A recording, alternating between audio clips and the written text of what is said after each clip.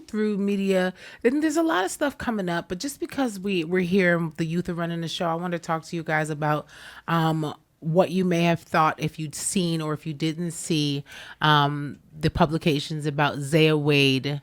And Zaya Wade is 14 years old. They say I guess we would call her a transitioning transgender youth. And she was pictured the other day at a family gathering kissing. And I say she because Zaya identifies as being a girl, but she was pictured kissing his boyfriend. And this is a little bit of a confusing one because the boyfriend that Zaya was kissing is actually born a girl.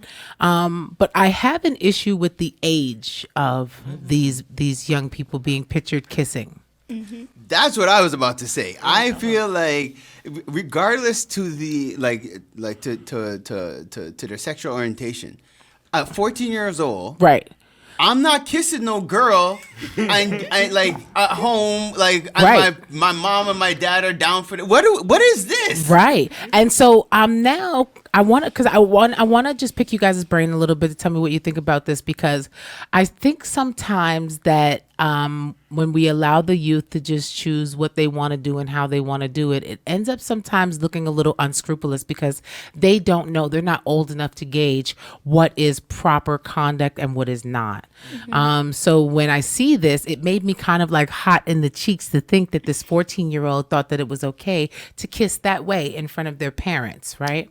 And so the part of it where it comes into the orientation for me is that even though Zaya Wade is a boy transitioning into a girl, this is still someone's boy child and we know that parents are a lot more lenient with their boy children and what they may be able to do versus what a girl child may be able to do.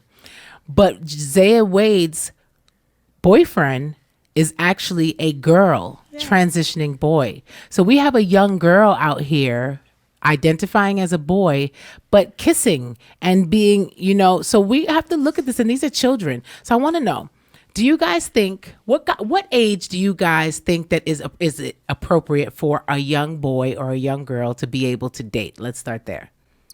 Dating? Yeah. Like, the difference between like dating and then like kissing the person that you yeah, because that's too fast, right? Yeah, definitely. Yeah. Okay, see, that's a good question, because I honestly feel like the good age for a child to start dating and having like a relationship with someone is either your last 2 years. Actually, no, not your last 2 years. Your last year in high school or your first year in college. Come on, clap that too. You were raised well. See, this is what I'm talking about, because I just feel like if you got a boyfriend or girlfriend before high school is over, you can't give 100% to your grades. Exactly. You're too consumed with something else. Because it's like, I know for a fact that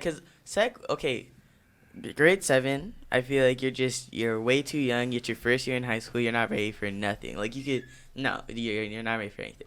Grade 8, I feel like that's a real transition stage for a lot of people, for a lot of students, like especially for me and all my friends, because I was in grade 8. So that's like a real transition stage. Grade 9, that's when people think that they're grown. That's when most kids get into their relationships, because they're like, oh yeah, like this is almost done high school, like I'm like that. But also the classes get a lot harder too, and it's the same thing in Sec 4. So Sec 3, Sec 4, you have your time when you're establishing your skills in like these harder classes, because you're in high school now, you're not in middle school. And then your senior year, I feel like that's when most kids would reach that maturity to be able to date. Now, it's not for all people. Some people, they might be waiting until college. Some people might be for younger, but I feel like that's just a good age to start or look into getting a relationship. Ooh-wee! I love that. I love that you think that way. Tell me, Finn.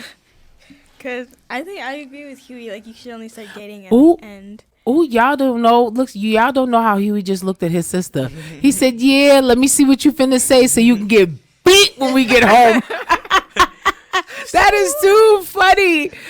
Fen, we here for you, Fen. We because we want to hear the girl's point of view. Please tell I me. mean, yeah, like not all the way at the end, or like in. Maybe in the summer of when you're like maybe your second to last year of high school. Fen, save yourself. Save yourself. Your dad is over there like, shotgun sounds. That's what it's heard in the background. We have to get some of those on our sound panel too. Oh my gosh. So I probably wouldn't. But you see, but just to jump on the same topic though, because I feel like what the problem is that because like there's so much focus on their sexuality, right, that it's like it puts that at the forefront. So these 14-year-olds aren't functioning like 14-year-olds, unless I'm missing something. But I'm just saying is that they're hypersexualized because we're really focusing on their sexual orientation and everything is about that. But like we talked about, these things are these are your private things, your sexual orientations and things like that. It's your business. Yes. So it's just that, but right now the youth are dealing with it in the forefront, and I feel it's just there's not enough education behind it, and it's like if without properly educating the youth and stuff like that, we're going down a slippery slope. Mm-hmm. What happens if this youth has a baby now? Boy, girl doesn't know. Well, that's what we were talking about. When we seen it the other day. Now let's say that. Sense and sensibility goes out the door because at this point their hormones are raging. So now what happens when your son, who today identifies as a girl, and today your daughter, who identifies as a boy, they end up dating, but their sense and sensibility goes out the door, and now they've done something and there's a baby on the way. Now, does all of this other stuff that we've sexualized and over-sexualized really matter? No, yes, it does. Because we shouldn't have been making, and the only time a child's sexuality should matter is when it's time for them to be sexual, which should mean when they're an adult. So why has it gone that far? So I just feel like in order to keep the kids safe, I think that this is a prime example of to be in your kid's business and figure out why they're doing what they're doing. Why are you feeling like you need to and you know anything about or want to address anything about your sexuality? Are you thinking about being sexual? Well, we need to discuss that then so that we can keep you safe from predators. What show did you watch?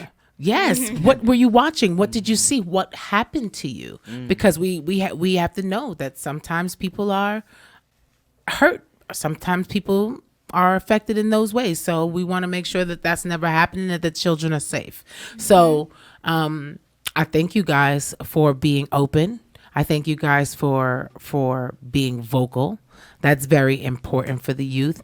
And I hope that something that we said today will help someone that hears this.